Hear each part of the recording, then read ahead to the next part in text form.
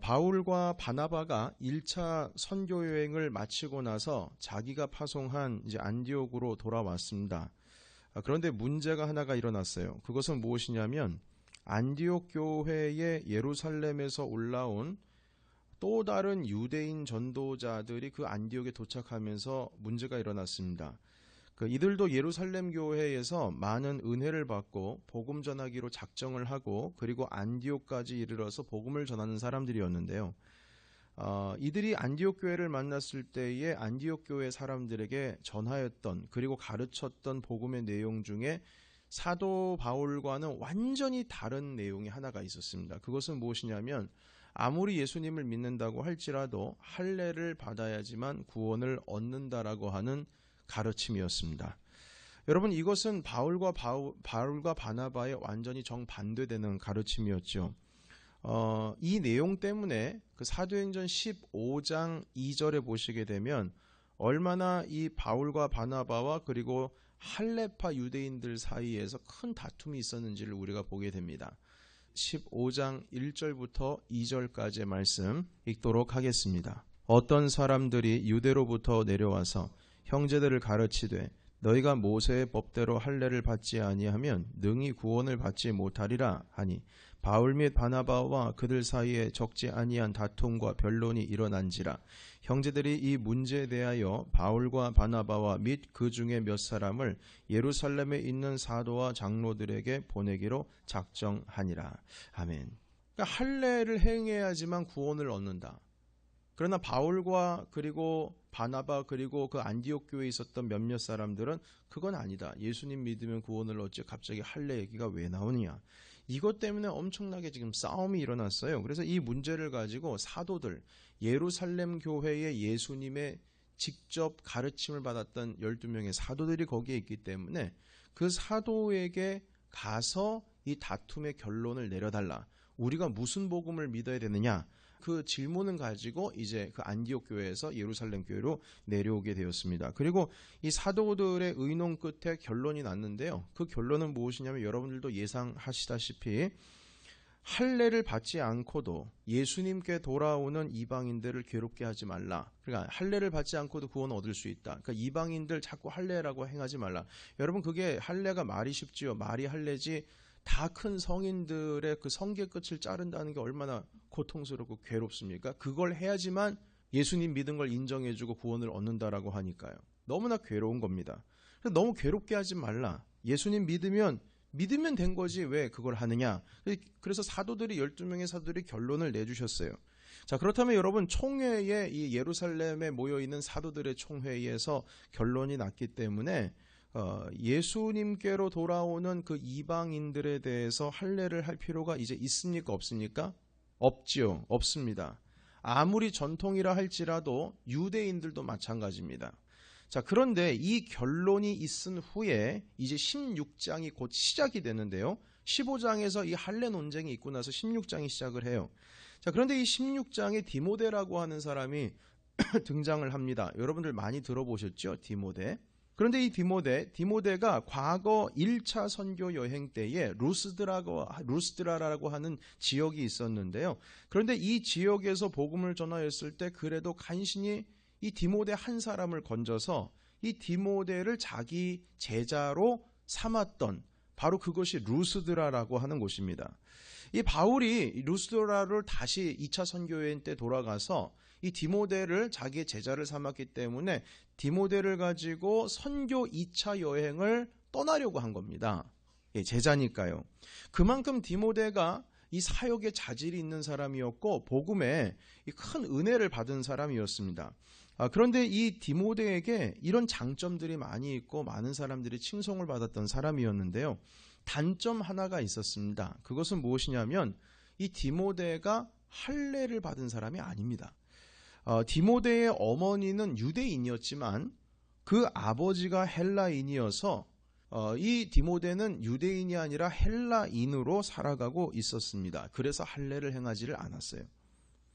자, 그런데 그 지역에 있는 모든 유대인들이 디모데가 헬라 전통을 가지고 있는 사람이라는 걸 알고 있었습니다. 물론 디모데 어머니가 믿음의 사람이긴 했지만 그랬다는 것이죠.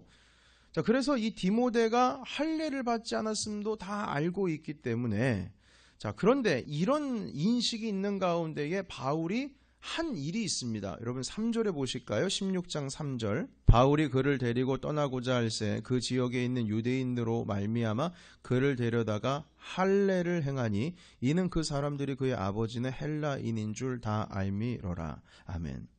여러분 좀 이상하지 않습니까? 2차 선교 여행을 디모데를 데리고 가기 위해서 한 게 뭐냐면 그 디모데에게 할례 의식을 행했어요. 이상한 이유는 여러분 바로 전장에 그 사도행전 15장의 할례 문제에 대해서 안디옥 교회에서 큰 논쟁이 있었지 않습니까? 그래서 예루살렘에 있는 사도들에게 와서 이 논쟁을 해결해 달라고 해서 할례 없어도 된다. 이렇게 결론이 났는데, 그런데 어떻게 바울이 자기의 이방인 제자 디모데에게 그것이 끝나자마자 와가지고 할례를 행했냐 이 말인 겁니다. 그러니까 사도 바울이 할례를 행하지 않아도 된다라고 하는 것을 엄청 싸우다가 해결이 안 되니까 예루살렘에 내려간 거 아니에요. 근데 거기서 결론이 났는데 할례 의식을 또 행한 거예요. 한 장도 넘어가지 않아서 바로 다음 장에 말입니다. 여러분 이게 좀 이상하다는 겁니다. 뿐만 아니라 사도 베드로께서 그 과거 오래전에 할례 받지 않은 사람들과 식사를 한 적이 있습니다. 그들에게 복음을 전하기 위해서요. 그런데 유대로부터 사람들이 그 베드로를 만나고자 온다라는 이야기를 소식을 전해드렸을 때요, 그 할례 받지 못한 사람들과 식사를 원래 하면 안 됩니까? 안 됩니까? 유대 전통에는 하면 안 되거든요. 그런데 예수님의 복음을 전하는 데에 이방인이고 유대인이고 무슨 상관이 있습니까? 할례 받지 않은 사람과 함께 교류하는 거 전혀 문제될 게 없습니다. 그런데 베드로가 그건 알고는 있는데요, 사람들로부터 질책을 받을까봐 두려워가지고 들킬까봐 도망을 한번 한 적이 있습니다. 그때에 바울이 그런 베드로를 아주 못마땅히 여겨서 그 부분에 대해서 베드로 사도 그러시면 됩니까? 당신이 예수 믿는 사람으로서 어떻게 말과 행동이 다릅니까? 이런 말을 한 적이 있어요. 그러니까 할례와 믿음 사이에 아무런 관계가 없음을 다 아시는 분이 왜 떳떳하게 행동하지 않습니까? 왜 도망을 합니까? 라고 한번 이렇게 대놓고 질책을 한 적이 있습니다. 그런데 그런 분이 자기 제자에게 할례를 행했어요. 이상하잖아요. 그리고 빌립보서에서는 할례를 강조하는 사람들, 할례를 강조하는 유대인들에게 뭐라고 했냐면요, 이 개라고 표현했습니다. 개라고 표현했어요. 개보다도 못한 놈이라고 표현했습니다. 여러분, 근데 당시에 개랑 비교했던 사람들 중에는요, 사마리아 사람들이 개와 비교가 되었거든요. 유대인들에게 있어서요. 그런데 이 그 할례를 자꾸 행하는 사람들에게도 개라고 표현할 정도면은요, 이거 엄청난 이 굴욕적인 그 욕인 것입니다. 그냥 이 정도의 할례에 대해서 아주 강한 거부감을 가지고 계셨던 분이 바로 전장 15장에서 할례를 안 해도 된다라고 그것 때문에 싸워서 내려가서 결론을 얻었음에도 불구하고 자기 제자에게는 할례를 시켰다. 이게 말이 앞뒤가 지금 다르지 않습니까? 자기가 지금 목숨처럼 지켰던 그 원칙, 할례 없어도 된다, 예수만 믿으면 된다라고 하는 그 원칙도 무시했고, 예루살렘 총회에서 12명의 사도들에 의해서 결정이 된 그 원칙도 사도 바울은 지금 여기서 무시해버렸습니다. 이상하죠. 그런데 여러분, 이게 이상한 게 아닙니다. 그 이유를 이제 조금씩 여러분들과 함께 말씀을 나눠보고자 하는데요. 사실 우리는 지금 이걸 바라볼 때에 사도 바울이 우리가 보기에는 어떤 원칙, 자기의 믿음과 신앙의 원칙을 무시한 것처럼 보이지만 원칙을 깬 것이 아닙니다. 왜냐하면 사도 바울의 원칙이라고 하는 것은요, 할례를 하냐 마냐, 이게 원칙이 아니었고요. 그게 할례를 하느냐 마느냐가 중요한 게 아니었어요. 그분에게 있어서는 중요한 것은 무엇이냐면 십자가의 복음을 전하기 위해서 걸림이 되고 방해가 되는 것을 과감히 포기하기 위해서 할례가 거기에서 이슈가 등장을 하게 된 것이지, 그의 원칙은 할례를 하느냐 마느냐가 중요한 것이 아니었습니다. 그러니까 십자가 복음을 전하려고 하니까 이방인들을 만나게 되었어요. 근데 이방인들을 만나게 되는데 유대의 전통으로는 할례 의식을 행해야 되는데 그것이 예수님 믿는 데 걸림이 된다면, 그것 때문에 예수님 믿으면 이거 할례를 행해야 된다고? 못하러 내가 그렇게까지 내 육체에다가 희생을 하면서까지 그분을 믿어야 돼? 안 믿어. 이러한 사람들이 많이 있기 때문에 십자가의 복음을 받아들이기 위해서 걸림이 되는 그 할례라고 하는 것을 버려버린 겁니다. 자, 그런데 이방인 아버지를 둔 이 디모데가 선교 여행을 바울과 떠났는데요. 이방 땅에 흩어져 있는 유대인들에게도 복음을 전해야 되는 거 아니겠습니까? 그들은 예수님을 모르니까요. 그리고 이 바울은 유대인이고 디모데는 헬라 문화를 따랐던 사람이기 때문에 유대인이 헬라 사람이랑 같이 이렇게 돌아다닌다라고 하는 소문이 퍼지게 되면은요, 유대인들에게 하지 않아도 될 싸움을 하는 거예요. 그리고 유대인들에게 복음을 전하기 위해서는 이미 그 이방인들이 할례 의식을 행해야지만 유대인들을 가까이 할 수가 있었습니다. 왜냐하면 유대인들은 할례 행하지 않은 사람이랑은 상종을 안 했거든요. 그러니까 복음을 전하기 위해서는 디모데가 어떻게 해야 돼요? 할례를 행해야 되는 겁니다. 그러니까 이 사도 바울의 원칙은요, 할례를 하느냐 마느냐가 중요한 게 아니었어요. 복음을 전하기 위해서 걸림이 되는 것은 다 원칙을 다 무너뜨리는 겁니다. 아무리 할례가 중요해도 이방인에게 복음을 전하기 위해서는 할례 상관 안 하는 거예요. 그러나 반대로 유대인들에게 복음을 전할 때는 할례를 행해야 돼요? 안 해야 돼요? 행해야 되는 거예요. 왜냐하면 그들과 만나서 상종하고 밥을 먹으면서 복음을 전하여야 하기 때문인 것입니다. 할례라고 하는 것 사실 디모데가 구원을 얻는 데 필요가 없어요. 그 할례가 그렇지만 복음을 전하는 데는 필요했습니다. 그러니까 바울은 디모데가 구원을 얻어야 하기 때문에 할례 의식을 행한 것이 아니고 복음을 전하게 하기 위해서 할례 의식을 행한 것입니다. 그게 도구가 되기 위해서 말이죠. 할례라는 말만 들으면 온몸에 소름 돋도록 거부했던 바울이 복음을 전하기 위해서 그 할례 금지의 주장을 다시 뒤바꿔서 할례를 시키게 된 것입니다. 그러니까 원칙은요, 십자가의 복음을 붙드느냐, 그 십자가의 복음이 전파가 되느냐 마느냐, 거기에 있는 것입니다. 사도 바울은 복음을 위해서라면 방법론 따지지 않았습니다. 빌립보에 있었던 일을 잠깐 말씀을 드리겠습니다. 빌립보서를 우리가 읽다 보면은요, 사도 바울이 지금 감옥에 갇혀 있는 것을 우리가 알게 됩니다. 여러분, 그런데 이 감옥에 갇히게 되니까요, 어떤 일이 일어났냐면, 여러분 보통 이제 그 교회의 지도자가 감옥에 갇히면 외부에서 핍박이 오지 않습니까? 그러면은 그 안에서 신앙을 가지고 있었던 사람이 움츠려듭니까? 아니면 더욱더 담대해집니까? 우리는 움츠려들 것이라고 생각할 수 있을지 모르겠지만 외부의 핍박이 오게 되면 더 강해지는 것이 사실입니다. 우리 한국 교회가 그 일제 아래에 있을 때에, 그리고 6.25 전쟁, 그리고 또 60년대, 70년대 그 경제 참 어려울 때에 일어났습니다. 그때에 어려울 때 어려울수록 교회는 더 든든해져 갔고요. 그리고 외부의 핍박이 올수록 교회가 항상 든든해져 갔습니다. 그래서 이 움츠려드는 것이 아니고 오히려 더 강했습니다. 그래서 사도행전에도 보시게 되면은 사도들 12명의 사도들을 다 잡아가지고 뭐 감옥에 넣어버리고 해도요, 입에서는 찬송이 끊이지 않았고 오히려 감옥에서 나오자마자 또 복음을 전했습니다. 그렇게 담대했는데, 그러니까 사도 바울이 감옥에 갇히니까요, 빌립보 사람들의 이 믿음이 더 굳건해진 거예요.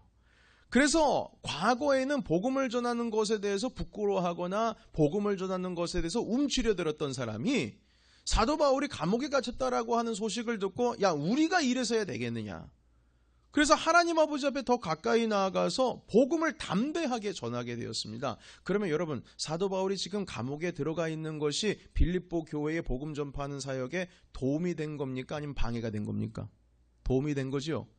여러분, 놀라운 것은 사도 바울이요, 그래가지고 너무나 기쁘답니다.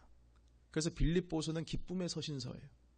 감옥에 갇혔는데 예수님의 복음이 너무나 전파가 잘 되니까, 더 담대해졌으니까 사도 바울이 오히려 이 감옥에 갇힌 것으로 인해서 내가 기뻐하고 또 기뻐한다, 이렇게 말하고 있어요. 왜냐하면 그것이 복음 전파에 긍정적인 영향을 끼치고 있으니까요. 그러니까 사도 바울은요, 복음을 전파하는 데 있어서 방해가 되는 것은 무너뜨리고, 그리고 그것이 도움이 된다면, 내 몸이 무너지는 한이 있더라도 그 모든 원칙이라고 하는 것을 깨부셔버리는 그런 사람이었다라고 하는 것이었습니다. 바울의 원칙은 할례를 하느냐 마느냐가 아니에요. 그 원칙은 십자가 복음이 전파되기 위해서 다 내려놓을 수 있다라고 하는 원칙이 있었습니다. 이방인들에게 복음을 전하는 것이 할례 때문에 방해가 된다면 할례를 하지 않는 것이고, 유대인들에게 복음을 전하는 것이 할례 때문에 방해가 된다면 할례를 행하는 것이고, 십자가 복음만 전파가 된다면 자기 자신이 감옥에 갇혀도 기쁜 겁니다. 여러분, 십자가의 복음을 살리게 하기 위해서 그 사도 바울은 유대인이라고 하는 체면을 내려놨습니다.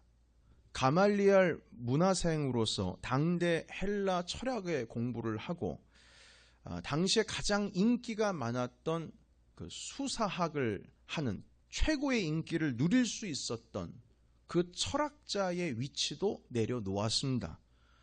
그래서 자기 자랑을 내려놓은 사람이죠. 평생을 지켰던 할례라고 하는 이 관습도 내려놓았습니다. 심지어는 사도 바울은 목숨까지도 내려놓은 사람입니다. 바로 예수 그리스도의 복음 전파를 위해서 말이죠. 사랑하는 성도 여러분, 이렇게 사도 바울이 자기가 가지고 있었던 모든 것, 심지어는 어떤 자기가 가지고 있었던 원칙까지도 무너뜨릴 수 있었던 것은 그분의 변화된 가치관 때문에 이것이 가능했습니다. 오늘 이것이 주제입니다. 가치관. 사도 바울은 할례 받는 것을 막는 것보다, 그것을 할례하는 것, 야 디모데 너 할례할 필요 없어, 담대해, 괜찮아 할례 안 한다고 해가지고 뭐 우리가 뭐 죄졌나? 아니야, 괜찮아, 이게 아니고요. 야 너 할례 행해야 돼. 스승님께서 하신 말씀과 다르지 않습니까? 내가 한 말은 할례를 안 하는 게 중요한 게 아니고 복음을 전파하기 위해서 그것이 방해가 된다면 버릴 수 있다는 거였지. 다시 말해서 그리스도가 전파되는 것에 더 가치를 두고 있었기 때문에 할례라고 하는 그 교리를 과감하게 포기할 수 있었습니다. 지금까지 수천 년 동안 지켜왔던 관습인데 말입니다. 그것을 위해서 투쟁을 했던 사도 바울이었지만, 또한 그리스도 복음을 전파하기 위해서 그 할례라고 하는 것에 이슈가 있는 모든 것들을 자기가 욕먹을 수 있음에도 불구하고 포기를 할 수 있었던 것입니다. 야, 사도 바울은 왔다 갔다 한다. 이번에는 이랬다 하고 저번은 저랬다 하고, 그런 얘기를 들을 수 있는 가능성도 필요 없다. 복음을 전파하기 위해서는 이랬다 저랬다 뭐 그러면 안 되냐? 이런 식이었다라는 것이죠. 이 모든 것이 바뀌어지고 원칙이 무너질 수 있었던 것은 바로 사도 바울이 가지고 있었던 가치관이요, 어디에만 초점이 맞춰져 있냐면 십자가라고 하는 것에 초점을 바뀌어 있고, 그것으로 인해서 그의 삶이, 가치관이, 무엇이 가치가 있다라고 하는 것이 변화가 되었기 때문에, 생각이 변화가 되었기 때문에 이런 일들이 가능했다는 것입니다. 많은 목회자 세미나, 컨퍼런스가 있을 때마다 제가 참석을 해보면요, 거기서 대부분 목회자들이 그 강사에게 질문하는 게 있습니다. 질문 중에 하나가 무엇이냐면, 어떻게 하면 성도들을 교회에 더 헌신하게 할 수 있을까요? 이것에 대한 질문들이 되게 많이 있더라고요. 자, 그런데 그 강사들께서 뭐 그것에 대한 답들, 뭐 봉사 환경을 개선하면 사람들이 헌신을 많이 할 겁니다. 교회가 조금 더 일하기에 재밌는 환경을 좀 만들어 주세요. 무조건 일을 시키고 봐야 합니다. 뭐 이런 이야기들이 이제 많이 그 답으로 나왔습니다. 뭐 어떤 분들은 제자 훈련을 해야 된다, 성경에 대한 훈련을 해야 된다라고 하는 의견들도 있었고요. 그런데 제가 본 바로는요, 환경이 바뀌어가지고 봉사 환경을 개선하거나 교회가 일하기 재밌는 곳으로 만들어야 된다거나 무조건 뭐 일을 맡겨야 된다거나 어떤 조건, 환경적인 조건들이 바뀌어져야 성도들이 헌신하는 게 아니고, 제가 본 바로는 성도들이 가지고 있는 생각, 가치관이 바뀌어버리게 되면요, 여러분 헌신하지 말라고 그래도 헌신하게 됩니다. 가치관이 바뀌었다라고 하는 것은 내가 무엇을 더 가치 있게 생각하느냐에 대한 우선순위, 그 우선순위에 대한 자기의 견해입니다. 사도 바울은 다메섹 도상 위에서 예수님을 만나면서 그의 생각의 기준이 다 바뀌었어요. 그의 생각의 우선순위가 다 바뀌어버렸습니다. 그는 이제는 예수님을 전하는 복음 전도자로서 살아가려고 할 때, 그것을 결정하게 될 때에 그의 환경이 바뀌었기 때문에 그 결정을 그렇게 한 게 아닙니다. 삶의 여러 조건이 바뀐 게 아니에요. 단지 그가 생각의 기준이 바뀌었을 뿐입니다. 생각, 그 가치관이 바뀌었기 때문인 것이죠. 세상에서 가장 가치 있는 일이 그리스도 복음을 전하는 일이 바로 세상에서 가장 큰 가치가 있는 일이다라고 믿었기 때문에 이 땅에 복음을 전파하는데 자기 목숨을 희생하면서까지 헌신할 수 있었다는 것입니다.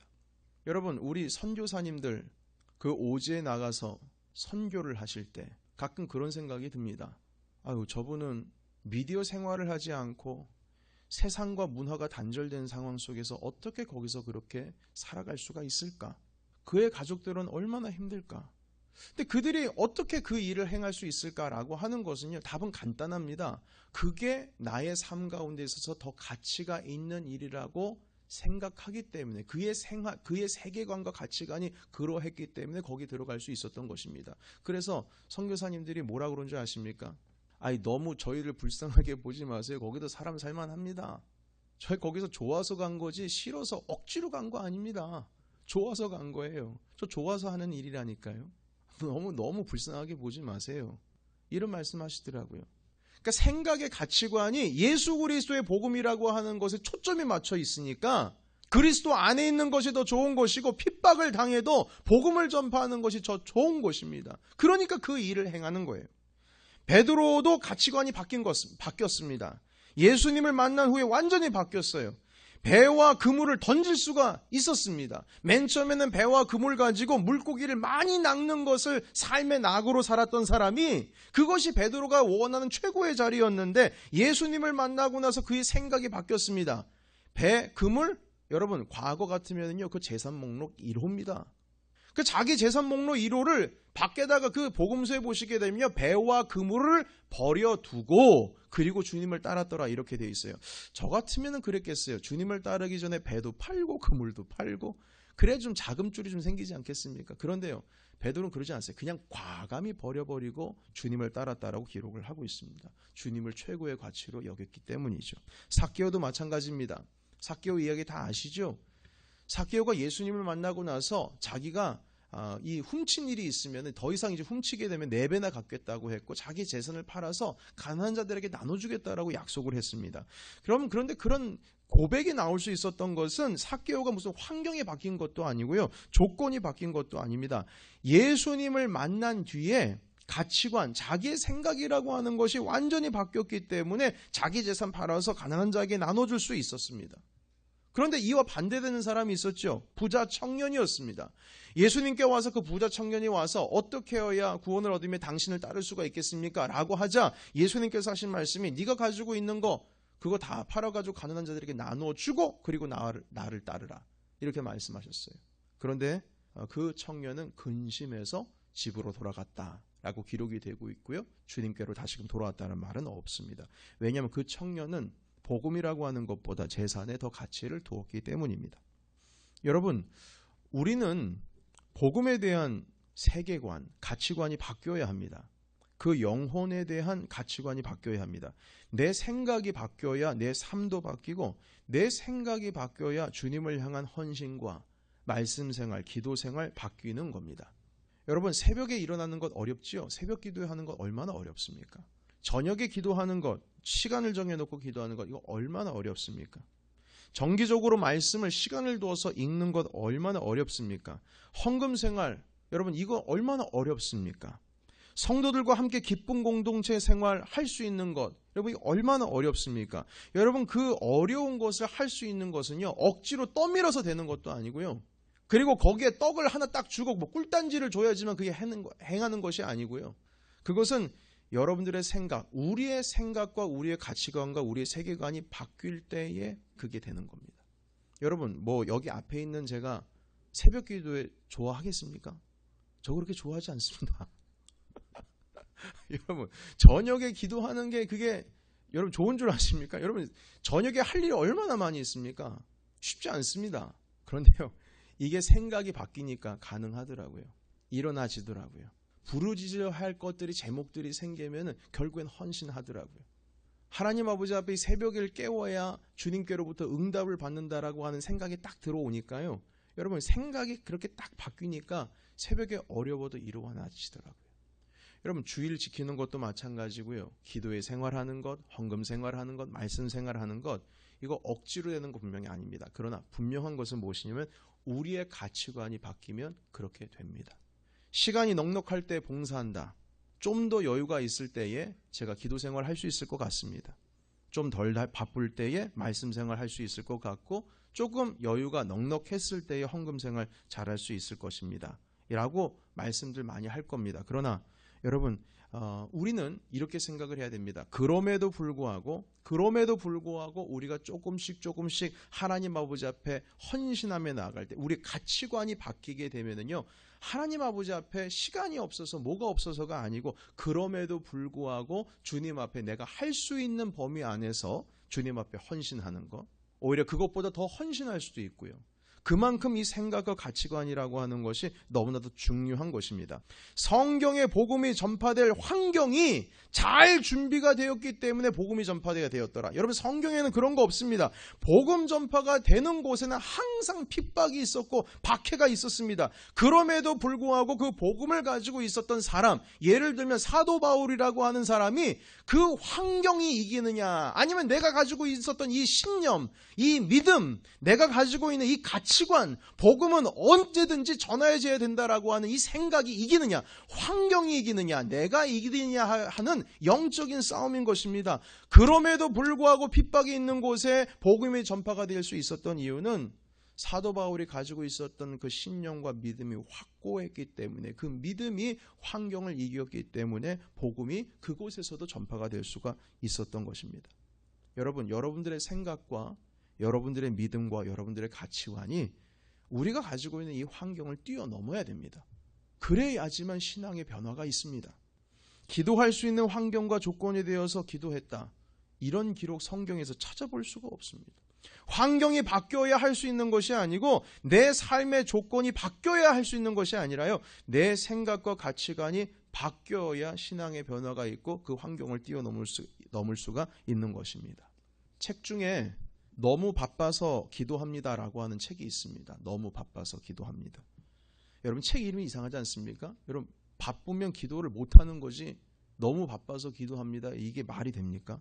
너무 바빠서 기도할 수밖에 없는 이유는 너무 바빠도 기도하는 것이 우선이기 때문에 바쁘니까 기도를 더 먼저 한다는 겁니다.